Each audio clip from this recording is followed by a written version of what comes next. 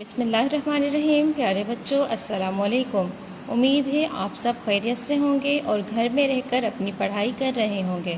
پیارے بچوں، ہم نے اپنی پریویس ویڈیو میں سبق نمبر 2 اِثار کی آدھی پڑھائی کی تھی۔ آج ہم اپنی پڑھائی مکمل کریں گے، تو اپنی کتاب سے سبق نمبر 2 کھولیے۔ سبق نمبر 2 اِثار ہم اپنے پہلی ویڈیو میں یہاں تک سبق کی پڑھائی کر چکے تھے۔ اب ہم یہاں سے سٹارٹ کریں گے۔ بوڑھے کے منہ سے ابھی یہ الفاظ نکلے ہی تھے کہ اتفاقیہ طور پر یہ مجھ سے ہوا ہے، تو نوجوان نے جھپٹ کر اس کا گلا دبوچ لیا۔ فوراً ہی بوڑھے کا بے جان لاشا زمین پر پڑا تھا۔ نوجوان ابھی حیرت سے بوڑھے کی لاش کو دیکھ ہی رہا تھا کہ پیچھے سے 2 نوجوانوں نے آ کر اس مسافر کو پکڑ لیا۔ خلیفہ دوم حضرت عمر فاروق رضی اللہ تعالیٰ عنہ کا عہد حکومت تھا۔ مدینہ اس جگہ سے قریب ہی تھا۔ بوڑھے کے بیٹے نوجوان کو پکڑ کر دربار فاروقی میں لائے اور عرض کیا کہ اس نوجوان نے ہمارے بوڑھے باپ کو بے وجہ ہلاک کر دیا۔ نوجوان نے معذرت کرتے ہوئے اقبال جرم کیا۔ حضرت عمر فاروق رضی اللہ تعالیٰ عنہ نے بوڑھے کو ہلاک کرنے کے جرم میں اسے سزائے موت کا حکم سنایا۔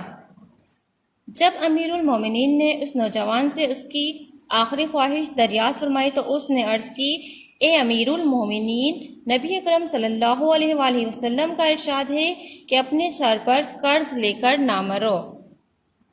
مجھ پر ایک یہودی کا قرض ہے، مجھے اجازت دی جائے کہ میں یہ قرض ادا کراؤں، پھر اپنی سزا بھگتوں۔ حضرت عمر فاروق رضی اللہ تعالیٰ عنہ نے فرمایا، اگر کوئی تمہاری ضمانت دے سکے تو عارضی طور پر رہا کرنے میں مجھے کوئی عذر نہ ہوگا۔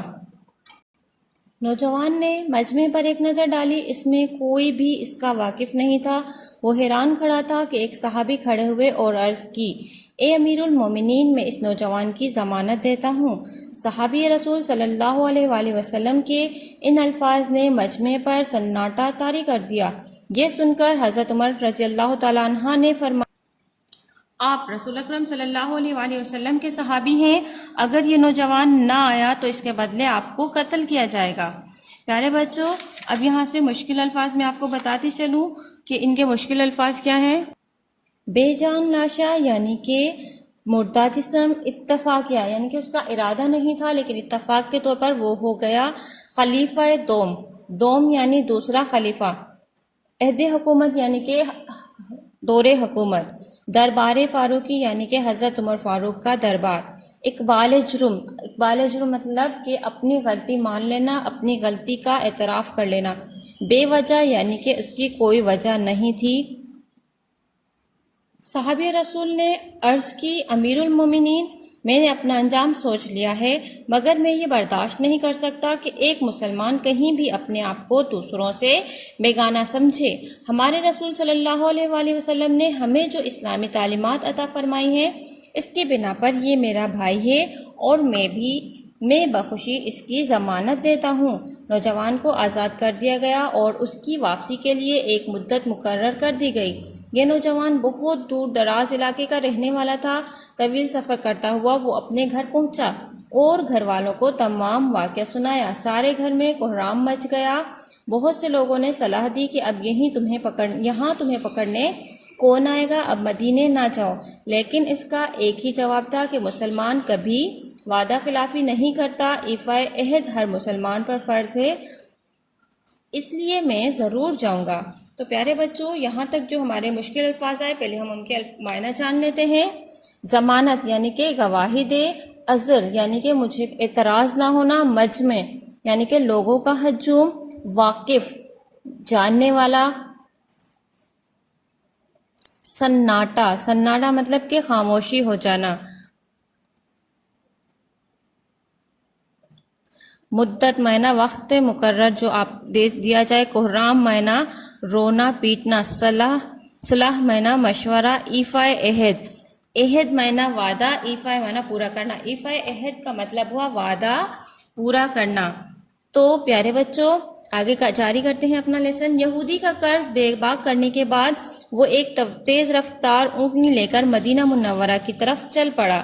آج اس نوجوان کی میعاد کا آخری دن تھا۔ میعاد مطلب کہ جو اس کو وقت دیا گیا تھا، مہلت دی گئی تھی، اس کا آخری دن تھا۔ سب کو یقین تھا کہ صحابی رسول صلی اللہ علیہ وآلہ وسلم آج اس عربی نوجوان کے بدلے قتل کر دیے جائیں گے۔ حضرت عمر فاروق رضی اللہ تعالیٰ عنہ بھی پریشان تھے۔ جوں مطلب کہ جیسے جیسے وقت گزرتا جا رہا تھا، سب کی پریشانی بڑھتی جا رہی تھی۔ عوام کی نگاہیں مطلب کہ نظریں آنے والے راستے پر جمی ہوئی تھی، مگر ادھر سے کسی کے آنے کا امکان تک نظر نہ آتا تھا۔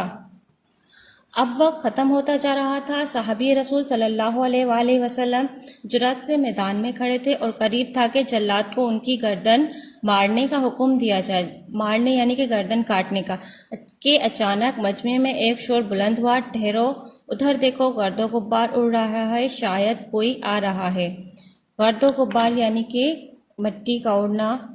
تھوڑی دیر بعد ہی اونٹنی پر سوار نوجوان آتا نظر آیا۔ لوگ پکار اٹھے، دیکھو وہ نوجوان آ رہا ہے۔ زیادہ دیر نہ گزری تھی کہ وہ نوجوان اس مجمع میں تھا۔ اس نے اونٹنی سے اترتے ہی موعظت کی کہ میری زین کا تنگ ٹوٹ گیا تھا۔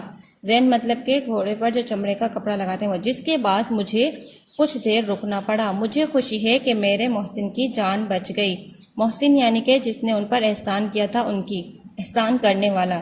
اب میں ہر سزا بھگتنے کے لیے تیار ہوں۔ نوجوان کی شرافت اور عفت عہد نے سارے مجمع پر سناٹا طاری کر دیا۔ لوگ دل سے اس کی سلامتی کی دعائیں مانگنے لگے۔ اتنے میں بوڑھے کے دونوں بیٹے مجمع سے نکل کر حضرت عمر فاروق رضی اللہ تعالیٰ عنہ کے روبرو کھڑے ہو گئے۔ روبرو یعنی کہ حضرت عمر فاروق رضی اللہ تعالیٰ عنہ کے سامنے، اور عرض کی، اے امیر المومنین، ہم نے اپنے باپ کا خون معاف کیا۔ ہم نہیں چاہتے کہ ایک سچا مسلمان ہماری وجہ سے موت کے گھاٹ اتارا جائے۔ یہ سن کر حضرت عمر فاروق رضی اللہ تعالیٰ عنہ کی آنکھوں میں مسرت کے آنسو آ گئے اور فرمایا، مسرت یعنی کہ خوشی کے آنسو، خدا کی قسم میری بھی یہی خواہش تھی کہ کسی طرح یہ نوجوان بچ جائے۔ اس احسان کے لیے میں تمہارا شکر گزار ہوں۔ حضرت عمر فاروق رضی اللہ تعالیٰ عنہ نے نوجوان کی آزادی کا حکم دے دیا۔ جن صحابی رسول صلی اللہ علیہ وآلہ وسلم نے نوجوان کی ضمانت دی تھی، وہ حضرت ابو ذرغفاری رضی اللہ تعالیٰ عنہ تھے۔ پیارے بچوں، اب اس سبق کا مفہوم جانتے ہیں۔ اس سبق میں آپ کو ایک واقعہ بتایا گیا ہے۔ وہ واقعہ ہے حضرت عمر فاروق کے دور خلافت کا، جب حضرت عمر فاروق کی حکومت تھی، یعنی کہ مسلمانوں کے دوسرے خلیفہ۔ ان کے دور میں ایک نوجوان نے ایک بوڑھے کو مار دیا، تو اس بوڑھے کے جو دو بیٹے تھے وہ نوجوان کو حضرت عمر فاروق کے دربار میں لائے۔ جب اس نوجوان کو حضرت عمر فاروق کے دربار میں لایا گیا تو اس نوجوان نے اپنا اقبال جرم کیا، یعنی کہ اپنی غلطی کا اعتراف کیا۔ تو حضرت عمر فاروق نے ان کو سزائے موت کا حکم سنایا۔ جب حضرت عمر نے ان کو سزائے موت کا حکم سنایا تو اس نوجوان سے اس کی آخری خواہش دریافت کی، تو اس نے عرض کیا کہ نبی اکرم صلی اللہ علیہ وآلہ وسلم نے فرمایا ہے کہ کسی کا قرض لے کر نہ مرو، تو میرے اوپر بھی ایک یہودی کا قرض ہے اور آپ مجھے اجازت دیں کہ میں وہ قرض اتار کر آؤں۔ تو حضرت عمر فاروق نے فرمایا کہ اگر کوئی آپ کی ضمانت دیتا ہے تو میں آپ کو جانے دوں گا۔ نوجوان کی ضمانت کس نے دی؟ آپ صلی اللہ علیہ وسلم کے صحابی تھے، انہوں نے نوجوان کی ضمانت دی۔ وہ نوجوان گئے اور اپنا قرض اتار کر واپس آ گئے۔ جب وہ نوجوان کا یعنی کہ جو اس کو وقت مقرر دیا گیا تھا اس کا آخری دن تھا، تو سب کو یہی لگا کہ وہ نوجوان واپس نہیں آئے گا، لیکن وہ نوجوان واپس نہیں آئے گا اور صحابی رسول اللہ صلی اللہ علیہ وسلم کو ان کی جگہ پر قتل کیا جائے گا۔ لیکن وہ صحابی واپس آئے اور اپنی سزا بھگتنے کے لیے تیار ہوئے۔ تو جب لوگوں نے دیکھا کہ یہ نوجوان جو ہیں اپنے وعدے کا پاس رکھے ہوئے ہیں، تو جو بوڑھے کے دو بیٹے تھے وہ حضرت عمر فاروق کے سامنے آئے اور انہوں نے اپنے باپ کا خون اس نوجوان کو معاف کر دیا۔ تو حضرت عمر فاروق بھی خوش ہوئے۔ انہوں نے بھی کہا کہ میں بھی یہی چاہتا تھا کہ یہ نوجوان جو ہے بچ جائے۔ اور وہ صحابی کون تھے جنہوں نے اس نوجوان کی ضمانت دی تھی؟ وہ صحابی حضرت ابو ذرغفاری رضی اللہ تعالیٰ عنہ تھے۔